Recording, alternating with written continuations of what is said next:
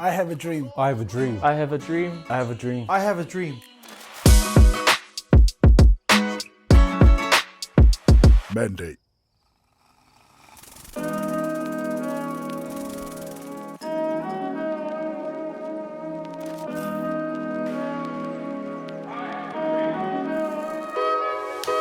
Aloha fam, welcome to Mandate, where we talk about main stuff and nothing is off the table.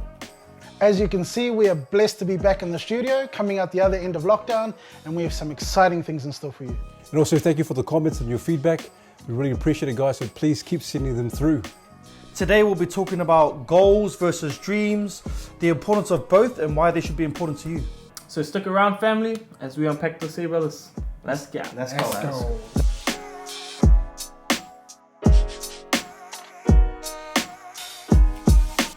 So, brothers, we were just out of lockdown, level 3, our fourth lockdown since last year of COVID. Man, that was a tough conversation last week, so I feel like we need to just gather in and just check in on each other. So, Jay.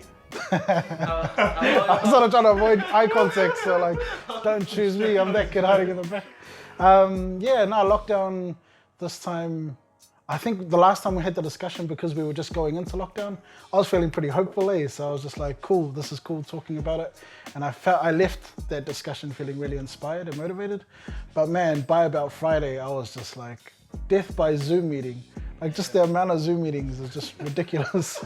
Just human beings are not meant to have that many meetings. So I think by the end, mentally, I've been drained. So it's good now being out of lockdown and being able to move around a little bit and just get a feel for it. But yeah, that's sort of where I'm at. So bit of a valley, but I know I'll be on the up and up eventually. So yeah. Sure, bro. Yeah, how about you, Pete? This one was a different one. I think because I felt really lethargic, quite tired, and to be honest, I felt kind of really depressed. I don't know. I just began quite depressed. I think, man, what's going on? And I think because so many things were happening the week prior to lockdown, I was so excited about the things that I wanted to do and the new challenges and new projects and new work that was lined up. And so yeah, I felt quite So yeah, just like Jay, I think the first 2 days were like, yeah, all good, and then just, I don't know, I was just telling my wife, I was like, hey, I don't know, just but I'm glad lockdown's kind of over, and so I can get to business as usual and get to meet people. So yeah, but thanks for the encouragement, guys. yeah, man.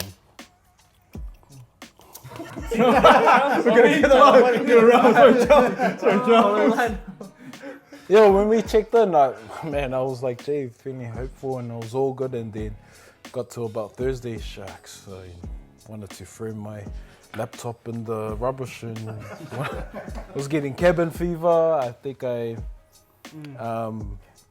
missed the just relationship connection, face-to-face connection. So I thought I had enough time to myself, and yeah, I just needed to get out of the house. But yeah, I'm feeling good now. Did a lot of reflecting during this last lockdown. It was the most difficult one, but I think it's being more self-aware and sort of went on a self-reflection stage. So. Cool. Yeah, feeling good now. Hopefully, there's no lockdown level 5 again. Yeah. But yeah. Feeling good, boys? How about you, Phoenix? My lockdown was all good, brothers. Like I said on the Zoom meeting, like minimal mahi to do. And it's the start of the year, so we're still kind of establishing school mahi, our classes and stuff. And yeah, I think for me, I'm one of those people that like set up those like big goals for Monday, like those start Monday people. And because like it was such a significant Monday, it was the end of summer, it was the start of autumn. Monday, March the 1st, 2021.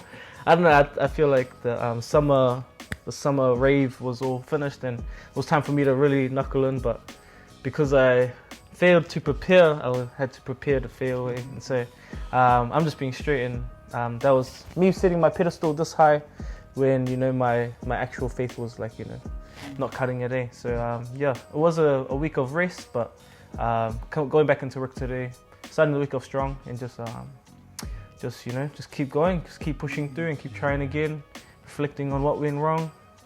But yeah, all good day. All good brothers. Yeah. How about you, Miles? Wow, Felix. No, it was good. Like just like everyone else, I sort of got sick of it after a while. Honestly, I was pretty lazy throughout this period. Like a whole lot of eating, bro. Like that has gotta stop, man. It is so bad. But just the eating and stuff. And it's cool. Like I'm really happy that we came out of lockdown and the kids got to go to school today, so we can get that routine going and sort of get things moving. But yeah, honestly, I'm sort of like Pete. I found myself sort of in my feelings. Like it was really throughout that period. It was just having real bad doubts, bro. Like it was. My wife will testify to that, but it's just I don't know what it was, but yeah, it just the sort of outlook I had on myself and how I felt, how I valued myself. It was really bad. So I'm sort of glad I came out the other side, and the episode was a huge sort of beacon of hope for me. So like, yeah, now that we're back to normal, like I feel way better. Man, I don't know if it's cabin fever or something, but it was bad. So I'm excited for this week, and I'm excited just to keep moving forward, keep sort of progressing, and even if we're moving up in increments, as long as we're sort of trying to move up and trying to improve, yeah. So all in all, it was all splendid. It was great. What's the difference between dreams and goals? Is there a difference? I think. Definitely a difference. Yeah, I think so. I think at least in the way they're perceived, I think dreams just has this mystique about it. Like people romanticize dreams, and it's like, oh, it's awesome to have a dream, and they glorify having a dream. But the reality of goals, like goals, just when you think of goals, you just think of like procedure and process, and I don't know. I think of like spreadsheets and paperwork. Definitely the same. So dreams is definitely cooler. Hey, it's cool. It seems cooler to have a dream. In terms of like just how it's perceived, though, is there any distinct differences between the two? Apart from like this is romanticized and this is there an actual difference between a dream and a goal? Do you think? I feel like a dream is like the overall wider picture for people, and then goals is kind of like, I don't know, it's like meeting points, that kind of all like, kind of checkpoints, or even like a bit of colour here, a bit of colour here, like, I don't know, that's just how I envision it at the moment, eh? I like it. I like it too. But the Pete like would know. vision. Pete would know. Oh no. Because I think like in terms of dreams, like Jay was saying, romanticize, but more kind of imagination, big things that kind of not tangible. Yeah. And so, and we can dream anything we want. We can dream anytime we want. We can dream here. We'll, daydream, all that kind of stuff. But I think the difference in terms of goals, I think Jay already touched on it. It's like, I have to really. It's action. It's like action. I have to sit down, plan the goal. I have to put effort and work towards the goal. And so it takes a lot of. It's kind of like where the rubber meets the road. Like I really have to work to fulfill the dream, whatever you have in your mind. And so that's why I think the difference is versus a dream and a goal. Can you have one without the other? Or do they go hand in hand? Ooh, that's a good question. I think you could. Oh no, I do think they go hand in hand. But I think you could have goals without a dream. I was going to say the flip side. I was going to say you could have a dream without a goal, but I don't know if you could have a goal without a dream. But I don't know, that's a good... What do you guys think? We'll just put it on you guys. I feel like, I know for me personally, I feel like I need a dream. Like I have a dream, but in order for me to reach that dream, I need goals. That's how I see goals too. It's like the steps to getting to that dream. If you just have a dream and no goals, then it's just a fantasy. Exactly. Yeah. It's never going to happen. That's that tangible side, eh? On the flip side, what happens if you have goals but you don't have a dream? Like what would happen? If you have all of these little points, these check marks, these steps? I feel like dreams are a good anchor for people. I think when I think of people that will follow goals but not have a dream, they kind of just follow whatever way the wind blows.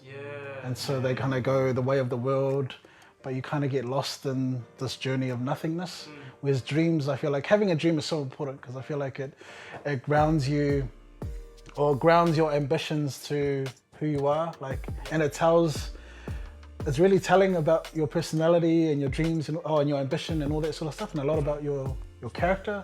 I feel like goals are a good indicator, or dreams are a good indicator of someone's character. So Yeah, they're like kind of getting whatever comes at you. If you have no end goal, like end dream, you know, you're just kind of like, oh yeah, I'll just do this. Oh okay, this opportunity came up, I'll just do that. You know, not really actually going out to get it. You're just waiting for things to meet you.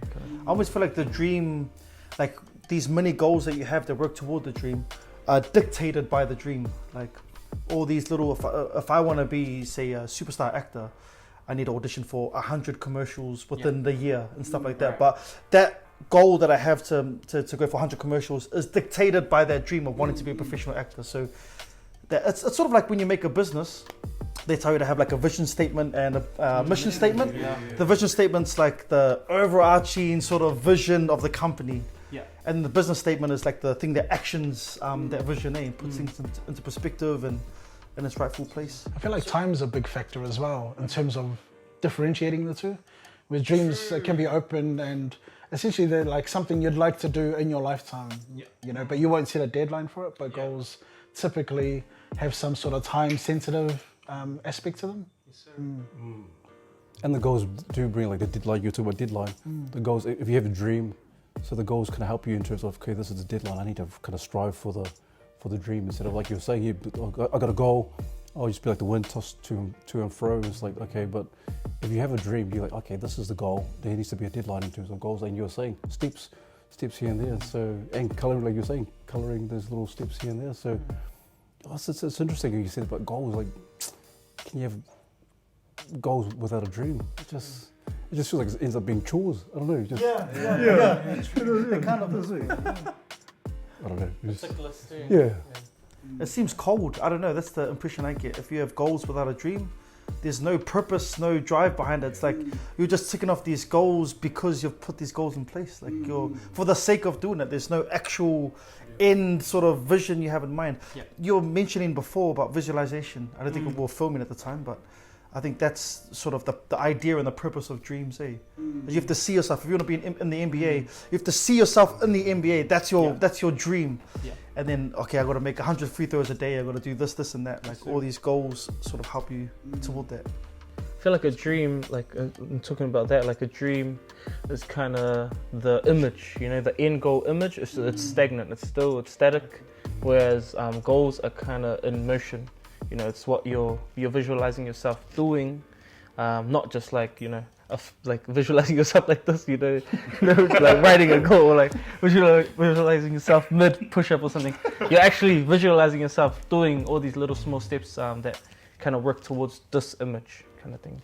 I don't know, that That's visualization cool. there. Yeah. I don't know, that's... Well, like what Jay said about how the dream is the anchor, because like without the dream, like, and that's been our purpose, like when our goals fail or like we end up stumbling, the dream carries us to keep on pushing. Because like say I want to be an All Black, but lucky that wasn't my dream. But if I, you know, someone that's dreamed to be an All Black, and then he didn't make the first 15, and like I didn't make the first 15, but that was my dream. I kept on wanting to push for it. Then I keep on working towards that goal, and we hear a lot of stories like that. But yeah, so it'll be interesting to, as we journey along and we figure out each other's dreams and we share about it, and then sort of push each other to, I guess, for us to excel in whatever dream they were trying to chase. Yeah. Cool. Wow, that's so cool. What's your guys' dream? Tell us your guys' dream in the comments. And yeah, let's keep this conversation going. Let's go. Yo, dreams versus goals. Let's die for our dream. Lucky I thought you were going to point to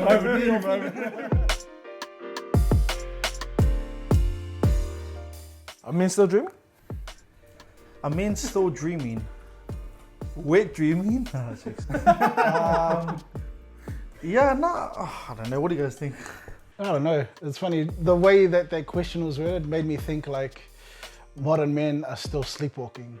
Wow. So, I don't know, that just came to mind. But when I think about men dreaming, I think men are dreaming, but I don't think they're dreaming big enough. And when I say that, I think about, they're playing it safe. And I think about just as a child, like think about the innocence of being a child and how big your dreams were in comparison to where you were. And, you know, we were world changers, world beaters. And as you get older, you know, our dreams become smaller because there's a fear of not achieving our dreams. And it scares us. So we downgrade ourselves so that, you know, we're not too ashamed to call out our dreams for what they are. Yeah. But I don't know, that's just sort of what came to mind for me when you asked that. I think the other challenges is we've been having these convos around how difficult it is to be vulnerable, to express ourselves. And I think that's the other flip side in terms of men not sharing their dreams because of how they'll be viewed. Like friends, we always mock each other. Go, oh, I want to be All Black. You, All Black. They go, I want to be an actor. Okay.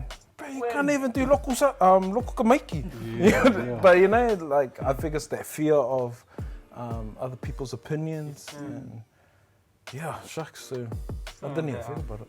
Tall poppy syndrome, in New Zealand. Like I think we're bad for. I think it's something that's like relatable all around the world. But I think because like we have 2 degrees in New Zealand, like everyone is like neighbors kind of thing. So everyone's like, oh, what are you doing over your fence? You know, what are you? And so that like putting out your dreams is like you were saying, Charles. Like vulnerability isn't just saying like, you know, what I'm going through, like something I'm going through. Like something negative I'm going through. It could be something positive I want to do, you know? That's another way of looking at vulnerability. And people are shying away from that because, I don't know, I think people are afraid to be great, you know?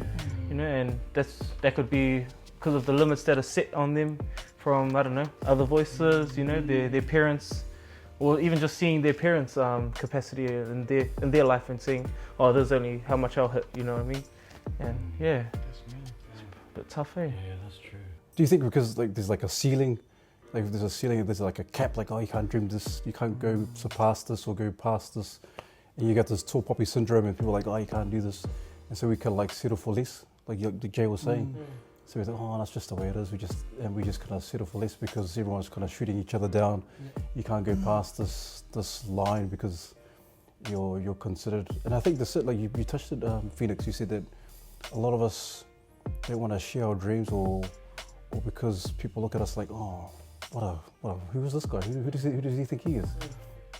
And so we can like, we're too afraid to even for that dream to come true. And so we don't want to do it. There's too many people that like are realists out there, you know, like there's the dreamer, then there's a realist, and it's always made that comparison always chucked around. But then are they realists or are they pessimists? Yeah, they're pessimists. They're pessimists. You know what I mean? I just think they're blunted by life has blunted their optimism and their hope, so they feel like they have to put their insecurities and project it onto other people. Yeah.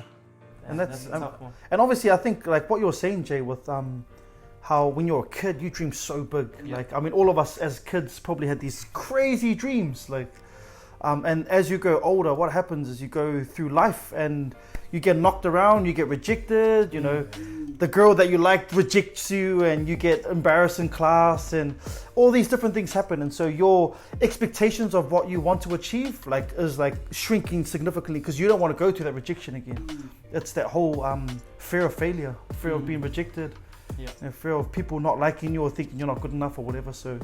And it kind of reminds me of like just when we were checking in with each other and we all sort of had similar themes that around the expectations versus the reality and like dealing with the distance between those two things. And sometimes it's a bitter pill to swallow. And so naturally we want to save ourselves pain. And so in order to do that, we might move the goalposts a little bit to make it seem, you know, a bit easier for us. But another thing that comes to mind with what you're saying is, you know, because you know, we all agree that the state of man, you know, men are troubled these days. And I just think, how hard is it to dream big when you can't even think outside of your own 4 walls kind of thing? You can't get out of your own mind. And so I think with all the struggles that men go through, similar to children from poor neighborhoods that get told off because they don't wear the right uniform. You know, they get told off by their teachers, but the teachers don't realize that, you know, they had to wake up their 3 younger siblings because both parents are working. They had to do breakfast for them. They don't get to see all that back stuff, and so it's hard for kids and hard for us as men to be able to think big, dream big, when we're caught in the struggles, endlessly struggling, trying to just earn our keep. And that's becoming harder and harder every single day. Yeah. I like what you mentioned, Jay, like, you know, as a kid, you know, like, you know, the dreams are endless because you, I don't know, the creativity is fresh, you know, when you're a kid, like you don't have too much consciousness. But I think that consciousness is, I saw this video, this looked like a guru online, you know, saying like becoming an adult is putting a conclusion to things so that it's familiar to you, you know what I mean? And so it's like kind of putting a cap on this idea. Oh, this is what that means. Okay, that's what that means. That's what that means, rather than like having a growth mindset into like kind of opening your mind to actually be curious to go beyond those limitations, eh? Yeah, and I like the sleepwalking concept because I see, like, I think like this just being like seeing people my age, like I feel like growing up around older people, I could see people my age at a different level of priority, you know, of like what to talk about, you know, talking about each other, talking about, I don't know, mocking each other and stuff, and going through like all these little petty things when I was like, man, that doesn't even matter. Like, you know, like, man, like, what do you really want to do? Like, have a decent conversation, genuine conversation, having a drink, and like not like bantering each other, you know, like putting each other's dreams down, like, oh, you're just this factory worker, you're just a construction worker, you know, but actually like saying, bro, yo, what's your goals next year? What's your goals next month? What are you doing this week? You know, like to get better at your, to develop yourself. Each other, really. Yeah, Sort of trying to building teach that them. new thing. Not enough. No, in a heaps of the brothers, eh? Yeah, and like for islanders as well, like just that false sense of humility. Yeah. Like we don't want to push ourselves because of, you know, our people are really humble, but it's almost like we use that as a false sense of like limitation. Like we use that humility to limit ourselves, whereas like, you know, islanders don't really boast about what they want to accomplish, and we have this silent grind. But shucks, you know, I love this conversation and I love what we're trying to achieve here because we're on the same journey and we really want to push each other. And shucks, I'm excited to share our dreams and then see where how we push each other or help each other excel in the next year or so. Because it'll be mean. Because sometimes our families can be our worst. Like our families or relatives can really limit us and pull us back. And it's not that they want to, eh? It's just like, I don't know what it is, especially in us polys, but it's just sort of like what Phoenix was saying, like projecting our insecurities on each other. Going back to the thing about a kid having those dreams, I just feel like, you know, when you're that young, you're just naive to pain, you're naive to rejection and all that sort of stuff. And you obviously go through all that sort of stuff when you get older, but I don't know, I just feel like everyone needs to be a little bit more of a kid again and stop, you know, capping yourself and doing that, you know. I think no one likes the feeling of embarrassment. Yeah. You know, like no one likes to be ashamed. Like you get your pants pulled down in front of like your family, and oh, that's all right. Like, but like in front of like a school, in front of strangers, and like you're the person that, you know, got that mooned the whole school. You're gonna remember that for the rest of your life. You know what I mean? But like just giving that as an example, nobody likes to be shamed, and so nobody likes to set them up to fail, and people are waiting for them to fail, and then they're like, oh, I already knew you weren't gonna become that all black or you know like. On the flip side of that, on the flip side of not wanting to be shamed, I feel like the other barrier to it is like being cool. Honestly, I just really like, as a kid, everyone wants to be cool. And even to a degree as a young adult or as an adult, everyone wants to be that kind of, they want to be perceived a certain way. I just feel like caring about being cool with others is one of the biggest barriers, as well as like, you know, that shame and embarrassment. Yeah. toxic. And the scary thing is the amount of all the stuff that we've discussed, it's scary how much of it, we can acknowledge it now, but it's amazing how much of it we accept. We just take it and we accept it as part of our normal day-to-day, and it's just, that's just the way he is, that's just the way we are, that's the way our people are. But yet, we're not content, that we say we're not content staying that way, and yet we do nothing, or we don't do enough. Oh, that's so true. And then the saddest thing about it is that even we contribute ourselves. I'm guilty of that. Right? Like, oh, you can't do that. So maybe that's it. Maybe that's why a lot of us as men are too scared to kind of go for the dreams or go for whatever dream you have, because of the whakama, the shame and the embarrassment you were saying, Phoenix. And so a lot of us, I don't want to get embarrassed. I just don't want to try because. And you were saying that the narrative needs to change. It really needs to change for us to really talk about this conversation and lift each other up, instead of like, oh yeah, whatever. And it's sad because even to the point where we can go, oh yeah, that's awesome, man. And when they turn their back, like, and so we just, there's that silent, oh yeah, whatever. Is that what you do to me when I share my dream? Fuck. It's lucky that a dream is my anchor. And it doesn't matter what you say. Maybe that is the new kōrero, Jay, like self-awareness and checking yourself. Am I really being a realistic person to that person? Am I actually being a realist for my friend? Am I actually saying, oh, I don't know if that's a good idea, or am I limiting, putting my limits on him? Am I projecting my insecurities on them? And so, and no one's perfect, and you could be perfect today, and then you can be imperfect tomorrow. So I think it's a constant battle or constant checking in with yourself to make sure you're good and you're really championing others, rather than trying to champion each other.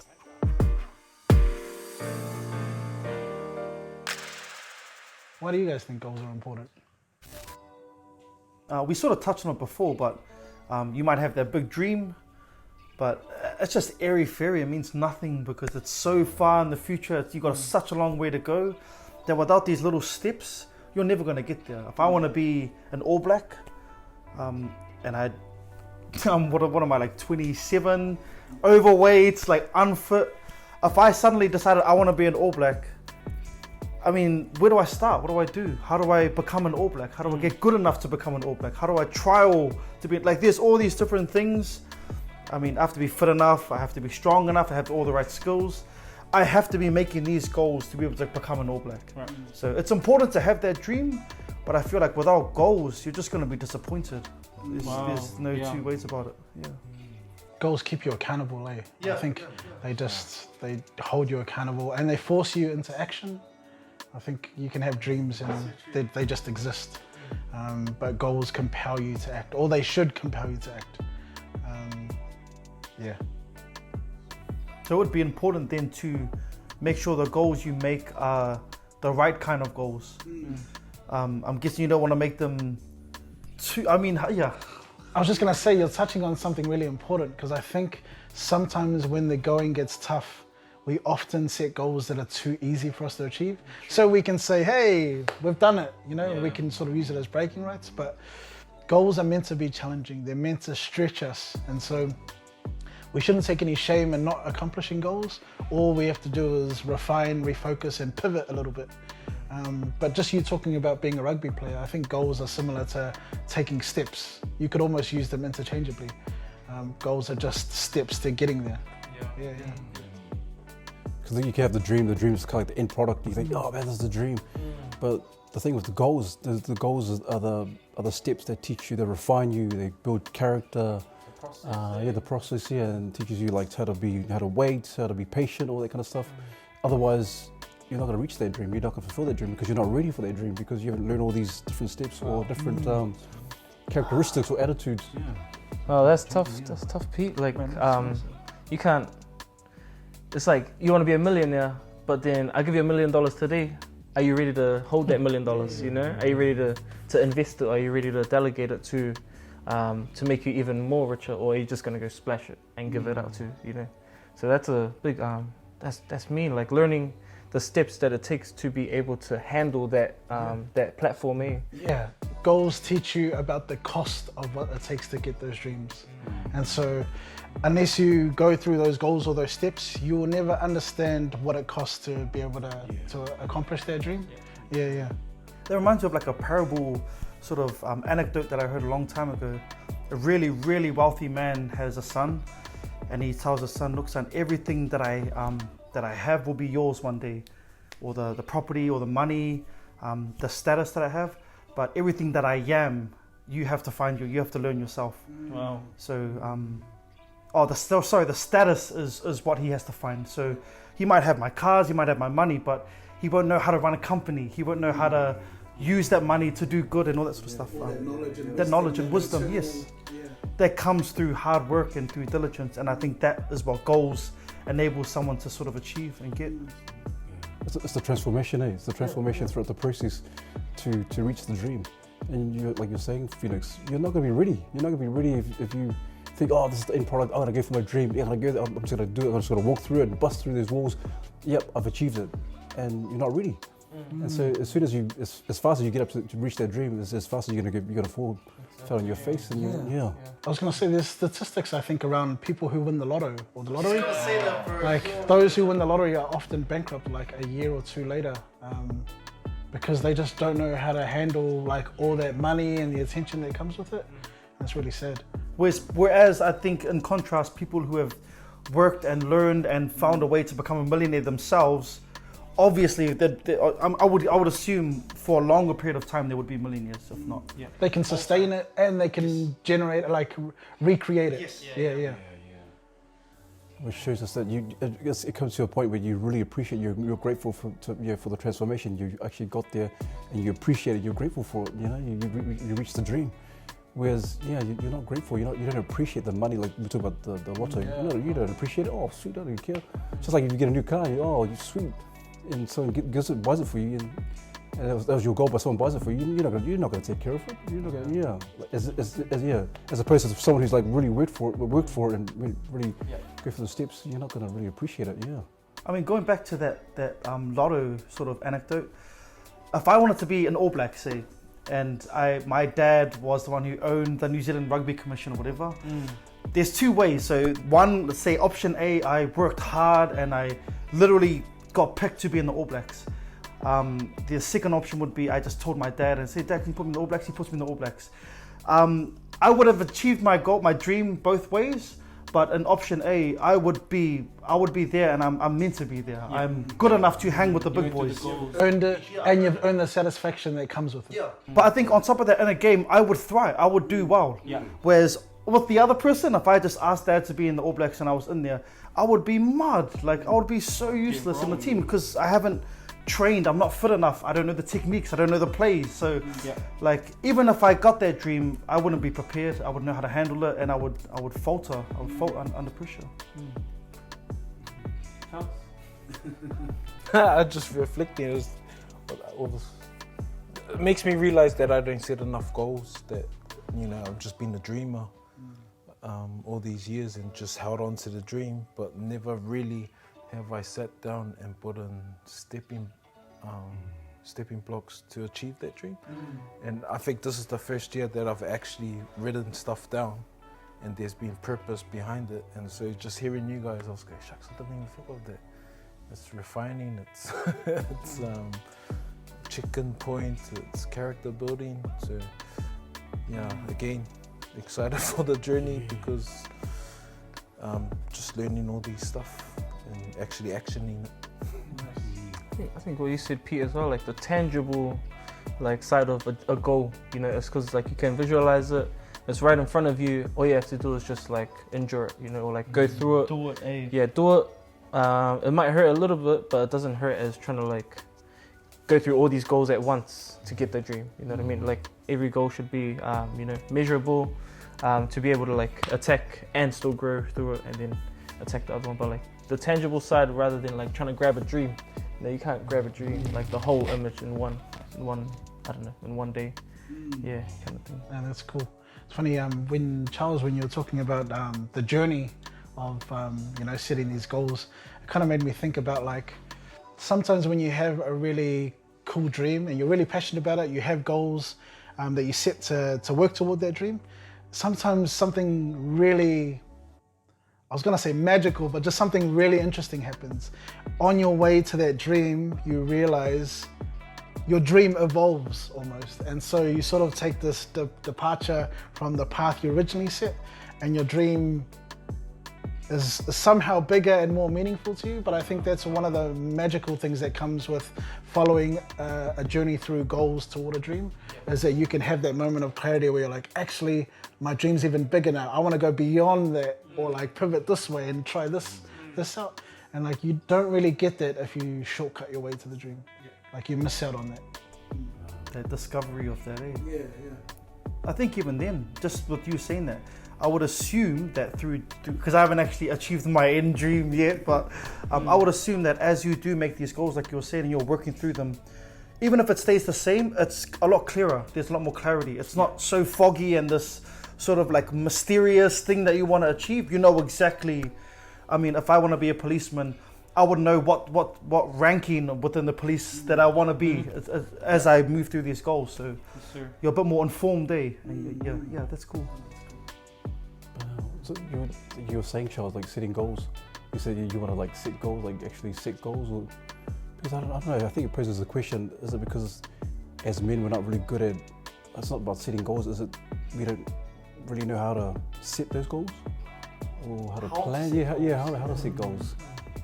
That is a good one because you don't want to go too easy and you don't want to go too hard, eh? Shucks, I haven't really processed it. It's just been always in here, but I haven't like simple as just sitting down and writing it. Yeah. So this year I've actually like sat down, wrote out 21 things I want to achieve this year, and I framed it. So when I look at it, it's like holding me accountable, and I think that's been a game changer for me this year. Like, there's a lot of stuff that I wanted to achieve, but haven't really like pushed to do it until I've written it down, and then every time I look at it and it's hanging in my room, I'm like, oh shucks, that's right. I gotta, like, I'm held accountable to what I said I was gonna do. And so ask me in a year's time and see where I am with my goals. That's cool though, because I think a lot of us, I know I personally can relate to having a dream but not having goals. And it's like writing them down, it's just because I've never felt I needed to, like, honestly. And so I just got complacent and maybe overconfident in my ability to do it. And so I just, why do I need to write them down? Like, it's in here and that's the main thing, but it's sort of a distorted belief. And so we trick ourselves sometimes, and we're definitely our own worst enemies sometimes on this journey. So that's funny. Well, here's some interesting stats, because we're kind of talking about this. They said in the start of 2020, they said the start of a new decade sees a strong resolution. They talk about New Year's resolution. People, they said that 29% of the population already had goals, already had a New Year's resolution, or even if it was just one goal.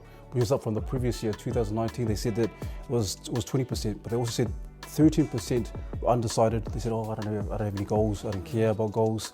But here's what's really interesting. They said that 71% in 2019 actually kept their word. They actually achieved their goals or their New Year's resolution, which tells us what the key, as New Zealanders, we're quite goal-orientated, or the majority of us. But here's what's really interesting. They said this, that the Kiwis who were most likely to achieve or to sit down and actually plan their goals were not men. They said it was our women. They would sit down and have a plan of attack. And so they said from the age bracket of 22 to 45, which kind of, what you're saying, Jay and Charles, is it because we as men don't know how to set goals or don't know how to plan our goals? We just think about it like you were saying, we just think about, it's in my head, but we don't really sit down like, okay, what's my plan of attack? How do I achieve my goal? This is the first thing that comes to mind is that she'll be right, like that sort of mentality, like I have this dream that I want to do this, like, yeah, sweet, I'll get it.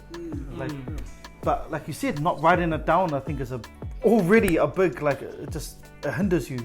You're not reminded of it every day. But then think about this, like if men are struggling to communicate even just their feelings and talk about things, like how can we expect them to write down what their goals and put a plan in place, like, And put it on the wall, like for everyone to see, bro. so it's just, I don't know, I just feel like there's still fundamental things that we need to get over or deal with first, and then we can get there. And so I think it's awesome that Charles, and I feel like I'm slowly getting to that point where I can start writing stuff down, but even just to get to that point, it's a journey. And so not all of us are sort of privileged enough to start at their starting point. A lot of us start way back, you know, just dealing with the concept of why we need to write down, or why we need goals in the first place. Why aren't dreams enough? Well, I'm 36 now, so you still got 10 more years, mate. Oh, you brought up something interesting. I wonder if it's got to do with that. You know, when we were younger, there's that whole narrative, like, there's certain things that girls do. So when we end up like writing stuff down, like in our diaries, or if we write goals, like, what a girl. And I wonder if that's been like pushed on us, you know. Do you have a code for your? What's your book? Those invisible pens there, where you shine the light and you can see it. Yeah, actually, Yeah. probably that still, bro. Like even I feel a bit funny having a diary, you know. But Good. I'm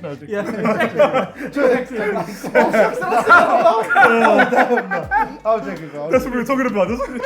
Whose husband is that? Must have learned it from your wife. But yeah, actuals like that. Nah, that yeah, whole like looking at my intermediate or like primary bullies, like, hey, girl, what are you writing here? Yeah, why are you writing your thoughts? But even like in Mahi, like we do PMIs every day with our boys, like positive minus interestings on every lesson, just so that we kind of like reflect on what we've just learned and kind of like sinking in the knowledge that we've just taken in, which has been a great tool for them to like just understand that they are learning, not just like experiencing, you know. Yeah, and I think that's the new conversation, man.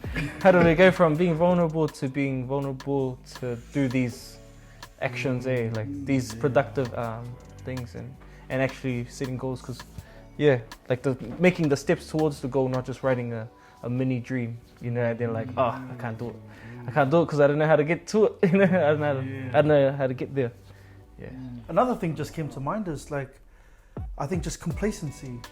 Like the reason why people might not make goals or have dreams is because like, I got a job, it pays well, I got my routine, like that's it, come home, watch TV, play games. Settle for less. Exactly, it's like even though most people are much more capable of doing so much more, we just settle because it's so much easier. Convenient. It's convenient, and obviously with things like technology, Facebook and social media, our phones, entertainment just so readily available. It's like, why would you sweat and spend late nights trying to chase this dream when, like, I'm all good here? You know what I mean? Like, there's, I don't know. I think that's another aspect to this whole why men don't make goals, dreams. Yeah.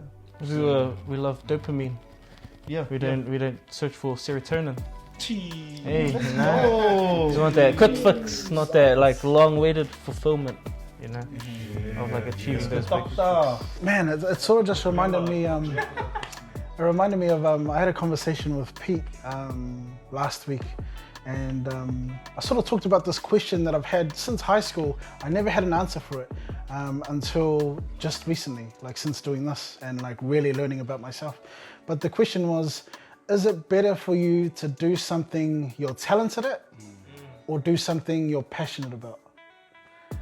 And so when I left school, I sort of had two different pathways for myself, and I chose to do what I was talented at, and it sort of led me down a road of me settling for doing customer service roles. Not that there's anything wrong with customer service roles, but deep down inside I knew I was capable of more, but because I was good at it, it paid, I was just going like, that was my pathway for careers. And then eventually I just ended up following my passions, and I think back now about how short I would have sold myself if I had stayed just doing what I thought was good at and not developing talents through my passions. Yeah. And so I don't know, tying that back to goals, I just think sometimes it's hard for us at least in terms of setting goals. It's like we don't even know what direction we should be setting goals in, which pathway we should be walking. I feel like that can be a whole episode, eh? Passion versus talent. Yeah. Shadows. So we decided that it's important to have goals. Yeah. We just got to learn how to do it now.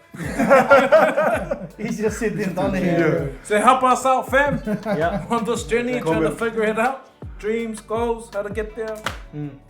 Comment below and send us your feedback.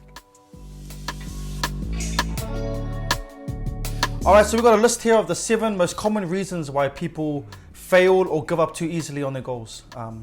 So we'll go through, we'll pick it up, read it, and we'll just break it down. We'll try and make this a 2-minute quickfire if we can. Yeah. Jay, we'll start with you, bro. All right, let's go. Number 7 is they don't believe in themselves. Who wants to get us started? When I see that, I think they don't believe in themselves because they don't believe in their dream. Because the dream is too grandiose, it's unrealistic, and so they go, oh, maybe it's a bit too hard for me to do it, and so they don't believe in themselves, and so they don't follow through.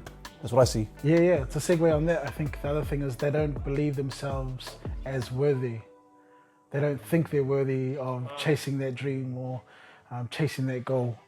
That's something that comes to mind. Yeah. And like when we were talking about dreams, it's like the anchor. It's kind of like if they don't believe in the dream, the anchor's not like, anchored, It's like getting blown by the current. Yeah. That's pretty tough, eh?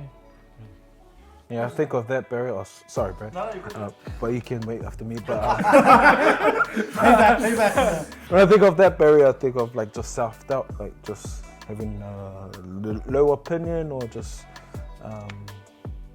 just really doubting in what you can actually achieve. That's exactly what I was going to say, literally. That's why support is so, I think, so essential. Is like having people to support your dream and to tell you that you are worthy and to help you believe in yourself. I think it's so important.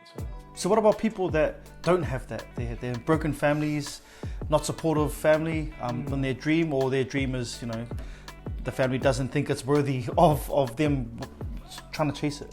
Is there anything you guys can sort of say, or are there any ideas that come to mind? Do they just need to be stronger and tougher themselves, or like? I think the only thing that comes to mind is like finding a dream worth fighting for. Like when the dream means that much to you, man, you're willing to fight the world for it.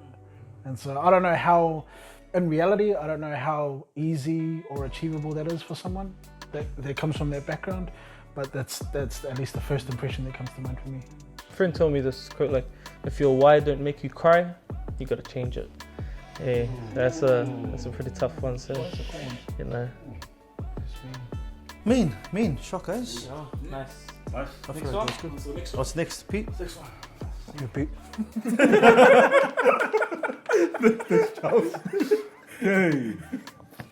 They get distracted by what someone else is doing. Massive. This one is massive. Yeah. Straight away, I think social media, Facebook, man, seeing other people that you went to high school with, and this is too specific to me. Seeing people you went to high school with, man, so happy for you guys, but damn, when I see you guys thriving, and I'm like, bruh, I was way smarter than you back then. But look at me now, no. But yeah, no, definitely, bro, that's dangerous. It's a slippery slope, man. There is. For anybody, like, it doesn't matter who you are. You look at other people, you're gonna be covetous, if that's the word, or you're gonna be jealous. You know what I mean? A part of you is gonna be like, man, why are they like doing well? Like, I'm way better than them at this or whatever. But for whatever reason, that's just the way it is, and you can't just keep looking over the fence. And like you were saying, the grass is green on the other side. It's just different grass. Man, I'm gonna share, like, sometimes not even friends, like for myself. Dancing with my 2 brothers, like, my whole life, I was jealous of both my brothers dancing, so like comparing myself to my brothers. And I remember this moment. Here we go. Buckle in, guys. I'm not even gonna get into detail. But I just had this moment, and I spoke at this conference, the seminar, about it, that comparison is, the thief of joy. and that it robs you from, you know, actually fulfilling your own purpose because you're trying to compare your lane, you know, not staying in your lane. But yeah, I can see, it's gone much more better, but yeah, I'm gonna just leave it at that. Yeah, it gets That's cool. deep. But yes. What about you, brothers? Got nothing to add. Everything you guys said, it was, I can resonate with and totally agree. So let's run our lanes. Stay in your lane. Don't worry about someone else's lane. You know, this race that we're on, I guess this journey that we're on is a marathon, and some of us will get there faster than others. But remember, your dream's your dream. Yeah. So stay the course. Stay the course. For those people out there that are struggling with being discouraged by seeing other people or watching other people and their successes, quick tip is like just don't go on social media for now. You know what I mean? What was that first point? You have self-doubt or Self-doubt, yeah. yeah. I mean, if you're struggling with self-doubt and you're insecure, don't go looking at other people and watching them in their lives, because you're just gonna make matters worse. If you're already not in a headspace where you're strong enough to do that, just And on top of that, just what Phoenix said earlier about checking ourselves. Like, how do you view, through what lens are you looking at your peers or others? Is it part of the whole tall poppy syndrome, or are you looking through the lens of being envious or jealous, or are you actually want to champion them? And it's just like being self-aware, checking yourself, and just know that, man, whatever's that God's got for you, or whatever journey you're on, that's for you, and that's for them. And they've gone through their own struggles, they've gone through their own journey, but what's meant for us is for us. Just to add on to that too, man, it can be a beautiful thing when you come out the other end of what Brad was saying. So at the beginning you might stay away from it, but when you get to the point that you're so grounded in yourself that you can be comfortable seeing other people's success and being genuinely happy for them and like offering support authentically, it can be really, really, it can help heal you. And I love it because jealousy is such a poison, and it's just one of those things that we keep internally. We never ever voice our jealousy, and so it makes it even more dangerous if we're not looking out for it. So yeah. Just something came up to my head when Charles was talking. I said it, I forgot it, but now I remember it. It's like I was on a Zoom call last night talking about mindset in this group that I'm in, and they were saying, like, when you look at your role models, your influencers, don't look at their now, you know, look at their then, because they're only there now from what they went through. So understand that what they went through is, if you want to get to that point, you're going to have to go through those steps as well. You know, so don't compare their now, they're like chapter 10 to your chapter 1, you know what I'm saying? that's cool. Compare your intro to your ending. You got to say outro. To your conclusion. To your credits. To your bigger dream. Yeah, That's powerful. And I think the saddest thing about this is that if we become so distracted by other people's dreams, that we abandon our own dream, and people, and you end up living someone else's dream, and people miss the opportunity of seeing you achieve the real dream that you have, and so it's so sad. We get so distracted. So please live out your dream, not someone else's dream. Awesome. That's me. My turn. They do not have the discipline to stick with their idea long enough to see it live. I repeat. Oh, what? Sorry. They do not have the discipline to stick with their idea long enough to see it live. Comes down their resiliency. Discipline is such a big thing, eh? I feel like people get on this buzz of inspiration and motivation, and that's a good way to start, but your dreams will die if you are not disciplined and having a plan to be disciplined, like setting goals. Discipline is so underrated for helping you accomplish your goals. At least that's what comes to mind for me. Discipline's hard though. It is hard. Man, it is hard. Like, just me talking about my last week at lockdown. It's hard when you set yourself on such a pedestal, like put expectations on yourself of like discipline, you know. But I don't know. I think when, like, you know, like my mate Bruce Lee over there, when you can flow with it, when you find that flow state, then like it's kind of, you know, working through you rather than you're trying to work for it. Or, like, you know. But I don't know. I'm still working on that. I don't know how to. Yeah, you gotta be disciplined. Any tips, guys? You guys tell me how to discipline. Yeah, we don't mean discipline like spanking on the bum, like just spanking on the bum. I'm on a 10-week fitness journey and I'm on week 7. And that's tough. It's tough, you know. The goal is to get abs, and so you put in things in place to try to achieve that goal. And like, man, you know, the first 2 weeks is you're hyped up, you've got these goals, and people are supporting you. But at the end of the day, you're gonna have that mindset to continue that journey on your own, and you gotta be disciplined and sticking to the plan. And so, like, fitness is always the thing always likened to discipline, because you can't just say, oh yeah, I want abs, and you're still sitting on the couch. It's the discipline that's gonna get you up every morning. It's the discipline when you're tired. You're gonna do the workouts and stick to the diet and all that. So yeah, when I think of that, I think of just, you know, sticking to it and grinding it out.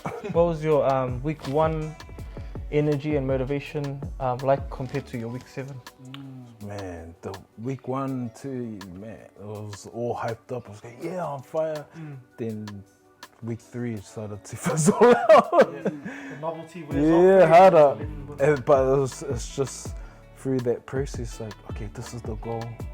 Gotta stick at it. Even when I struggle, come back to it. And we talk about, you know, we just talked about how dreams anchor us. So I guess in terms of like seeing that out, we gotta, that's the goal, stick to it and really push through it. But it's a mental state. It's like, it's all up here.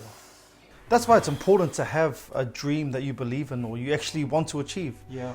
If you know, there's that ad like find your why. I think I forgot what it was, but it's so true. Like if your dream is not worth you trying to achieve it, then when things get hard, you're just gonna give up. It's like, I don't even care if I don't get it anyway. Who cares? Yeah. I don't want to be in the All Blacks. It's like, well then you need to find your actual dream. Yeah. Sure, bro. Sure, brothers. It's good, man. Is my turn? Yeah. Number 4. They would rather quit than pivot. Bars. Pivots. I want to hear Jay because, man, I still want to understand what pivoting is. So pivoting, man, we learned a lot about this down in Wellington at Te Papa Museum. And sort of an essential part of entrepreneurship is being able to pivot. So you can take an idea as far as you can, you'll run into some roadblocks, and then you have to choose, do you go around it, do you go through it, or do you take your idea and just turn slightly? Do you pivot and then move in this direction? And sometimes that's what is required to get to your dreams or your goals. And so this is something that I just think is not taught or learned enough. It's like being able to pivot. Because everyone just has this idea that, you know, if we set our goals, it's just a straight line to our dreams. But it's definitely not like that. You know, we pivot whether we like it or not. But definitely understanding it and embracing it as part of our journey, I think is so important. So. Is it the dream that's pivoting, or is it the goals that are pivoting to achieve that dream? Like, what have you found sort of in your experience? Was it? I think for me, it can be a little bit of both. Like sometimes the dream pivots, so the dream changes a bit and then you change your direction.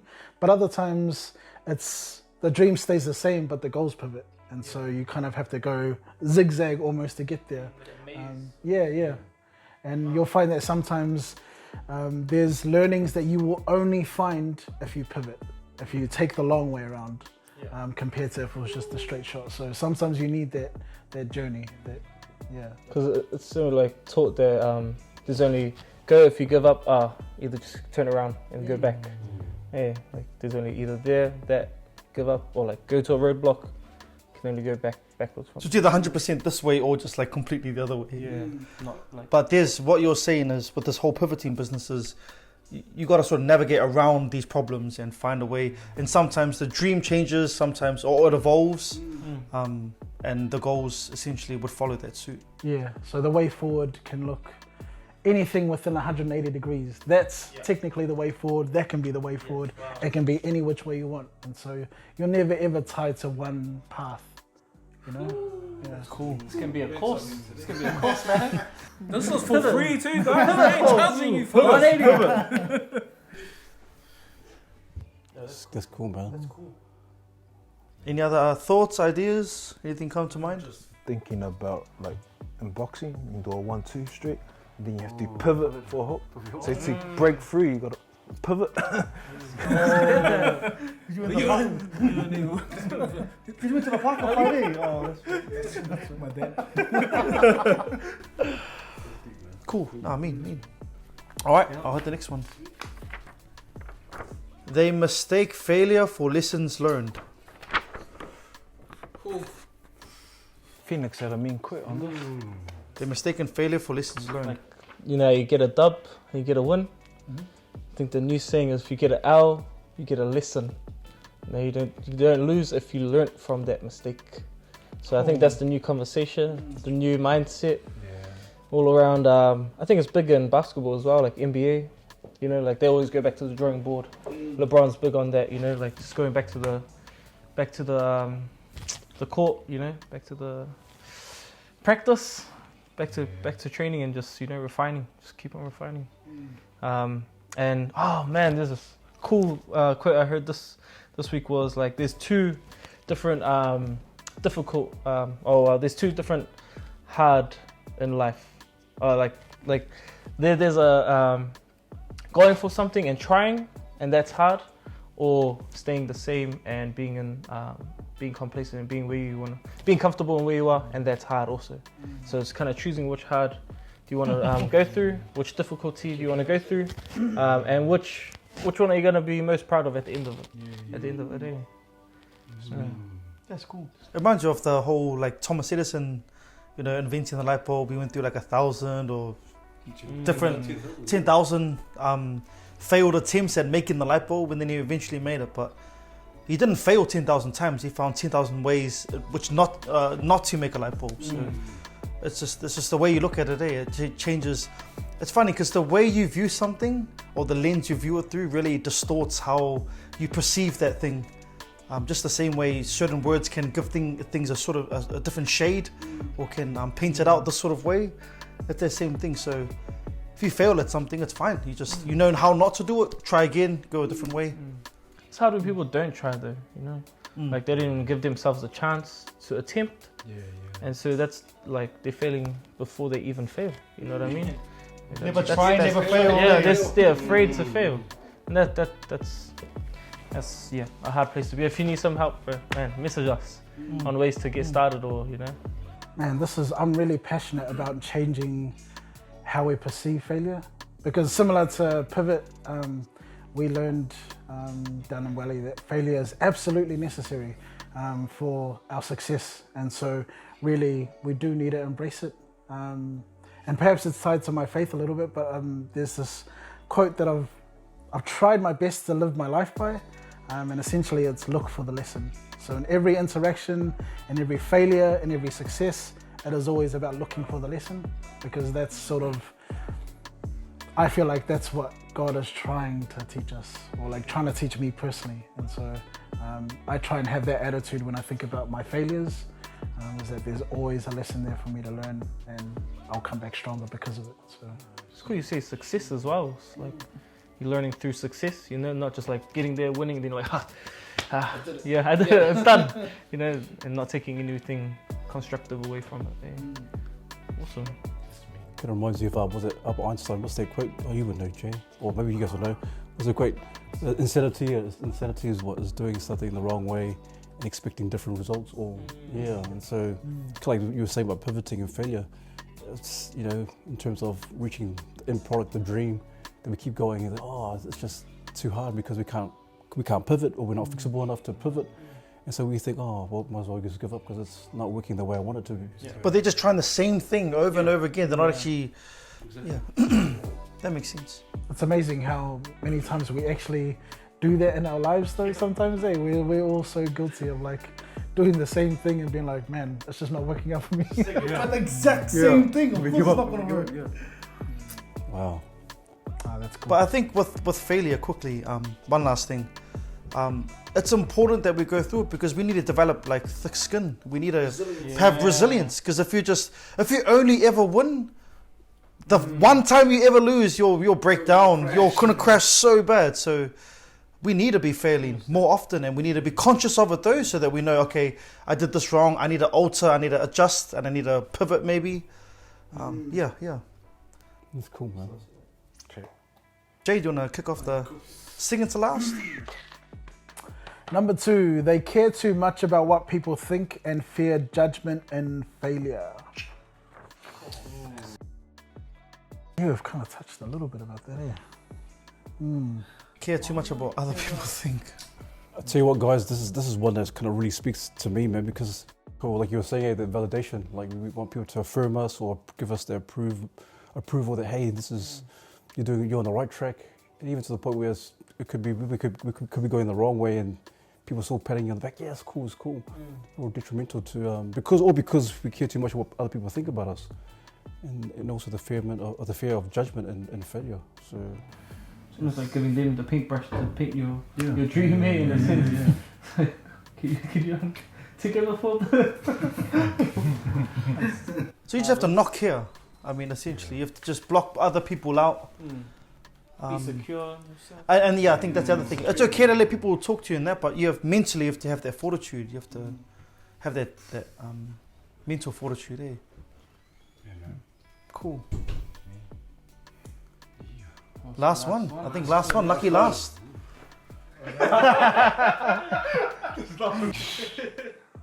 last one. Okay, they want the outcome more than they want to obtain a skill. Sheesh. Wow. Obtain a skill. That's deep. That's real deep, bro. This reminds me of like knowledge or wisdom versus the riches of the world. Like, and just how wisdom is, you should always chase after knowledge or wisdom because you can recreate wealth. But if you're chasing riches or an outcome, like sort of like what you're talking about with that story about the millionaire and the son and him inheriting, he can inherit the things, but he'll never inherit like the character that it takes to obtain those things. Status, that's one. Yeah, I think it's more, at least for me, it seems like it's more about becoming someone or something. That's really your dream. It's like, I want to be an NBA player. It's my dream isn't the money and the fame and that. It's being good enough to be an NBA player and to compete with these people at the top. I have those skills. I've acquired that skill set or those skills that are required to be at that level. But if I just like bought my way up there, I would be in the NBA, but I wouldn't be good enough. And so there's that difference in who you are and how good you are at what you want to do. They want the outcome. What were you saying before, Charles? The process or the... Everyone wants the promise.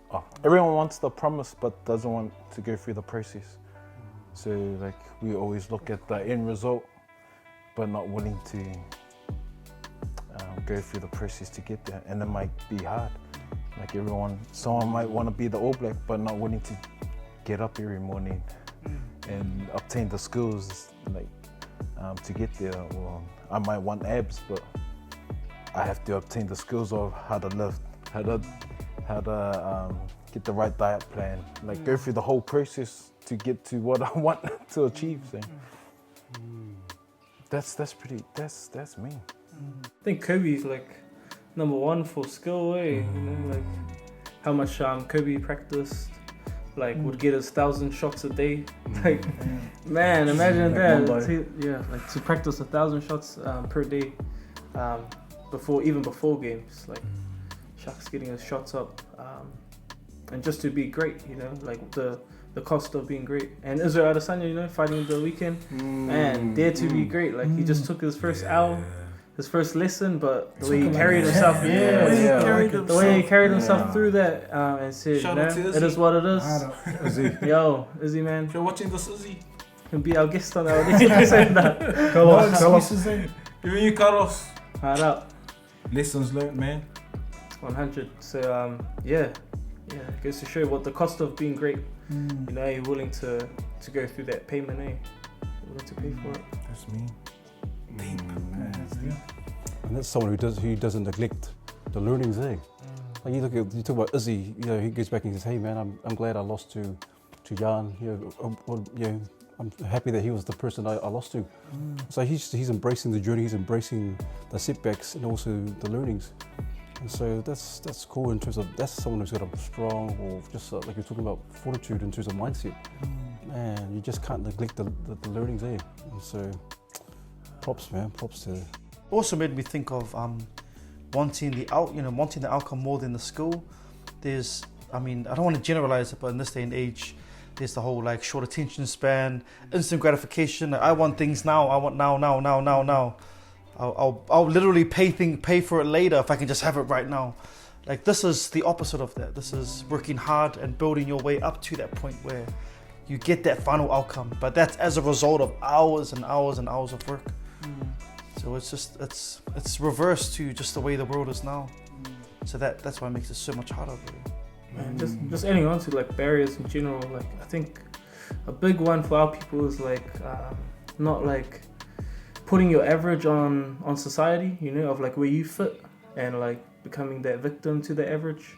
So like if I'm trying to obtain greatness, you know, I'm not looking at my friends, my circle of friends, and saying, they gave up at this point, I can give up at that point. You know what I'm saying? And having that victim mentality of like limiting to your rate, like your proximity kind of thing. So yeah, pushing through that and not like be kind to yourself and be real with yourself, you know. But don't sit down and cry too much about every failure, because again, it's just a lesson. And just keep pushing through, resilient. More things to add on there.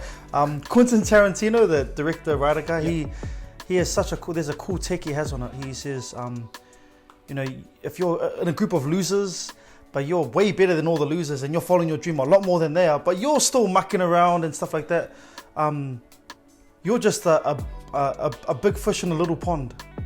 Like, wow. You know what I mean? You might think that you're so much better than these guys, but in the great scheme of things, you're just in a pond, bro. Like, you're essentially nothing. You're not putting yourself forward. But if you decide to race people, if you get in a race and you race people that are so much better than you, you're by far the slowest than everyone else that's on there. You'll lose, guaranteed you'll lose. But your time would be faster than if you raced all your losers. So your time would be faster. You would improve. So. I mean, I don't know, a quick sort of segue is just to like, you know, I don't know, drop out the losers and drop out all the junk in your life and really focus on achieving your dream. Go. Let's go. Let's go. Let's go. Let's go. More dreams.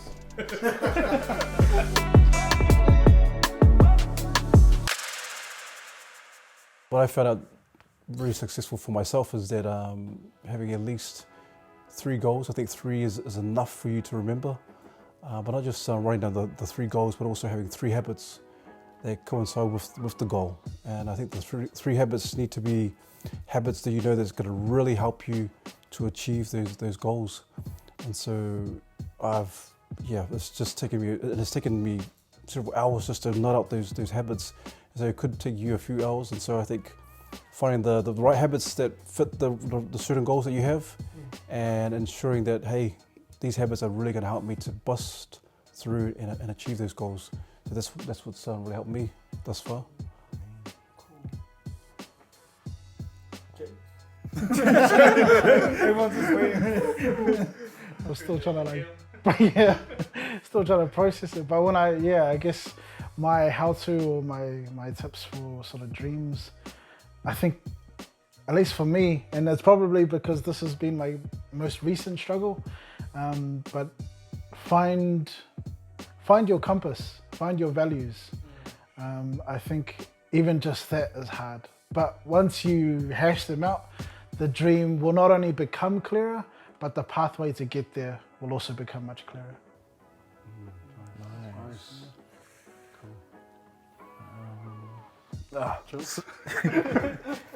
So when I work with young people, I always ask them, what's your dream?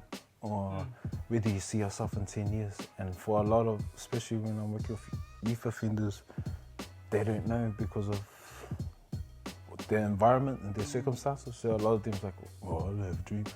Or jail or being in a gang.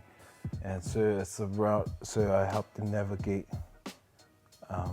what they're passionate about and sort of go on a journey of, you know, of identity and finding their purpose. And that's because that's been my journey, figuring out who I am, what is my purpose in life, and then finding out what are my strengths and my passions, and from that, that's a dream starts to form. And then, and for a lot of us, it'll take a while to get there. So, I guess my tip is like self-awareness, self-discovery, and go on a journey of trying to figure out who you are as a man, as a woman, as a person, and then developing from there, and then the dream will start to form. So yeah. Shadows.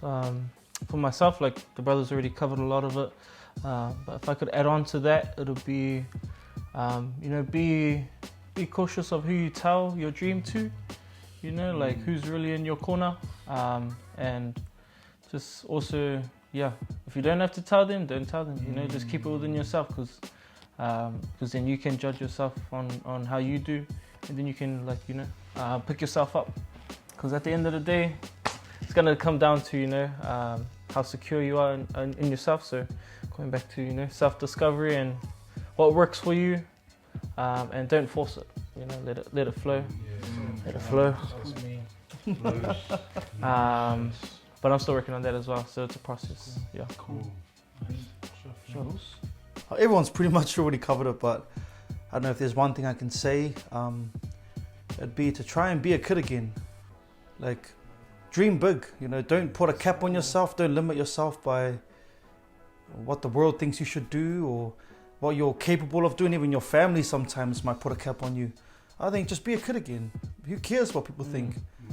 If you want to be a pope, then go be a pope. Like, it's up to you. Like, no one can tell you what your dream is. So yeah, if what it is you want to do, what your dream is, you're really passionate about and you have a fire for it, no one else is going to live that for you except for yourself. No one else is going to give you that dream except for yourself. So you have to get out there and do it. So who cares? Just be a kid again.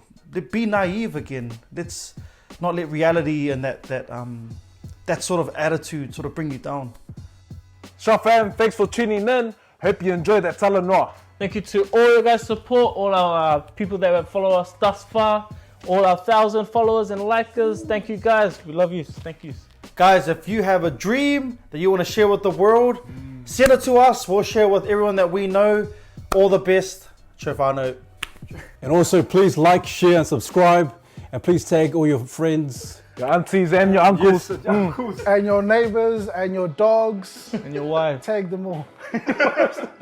And your girlfriends and your wives. But yeah, as usual, don't forget to refine, unlock, and take charge.